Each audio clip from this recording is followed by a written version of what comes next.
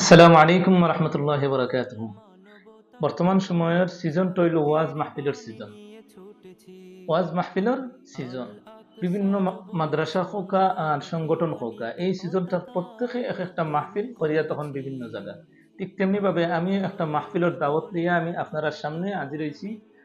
উসমানীনগর তাজহুর মাটিয়ানি আল আকসা যুব সংঘর আয়োজনে এই প্রথম তাফসিরুল কোরআন মাহফিল আয়োজন করা হয়েছে আগামী ৩ জানুয়ারি রোজ শুক্রবার।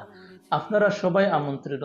এই ওয়াজ তাফসিরুল কোরআন মাহফিলের প্রধান অতিথি এবং প্রধান আকর্ষণ হইলা পাকিস্তান থেকে আগত হযরত মাওলানা মুফতি হাবিবুল্লাহ আরমানি সাহেব। তিনি আবার পাকিস্তানের একজন উর্দু নাশিদ সিঙ্গার এবং বাংলাদেশের একজন মুফাসসিরে কোরআন মুফতি নাসিরুদ্দিন আনসারী সাহেবও তফসির আনবা। তারই সাথে সাথে আরেকটা আকর্ষণ হইল কলরব সিলেট বিভাগীয় শাখার শিল্পী হলে এখানে নাশিদ পরিবেশন করবা।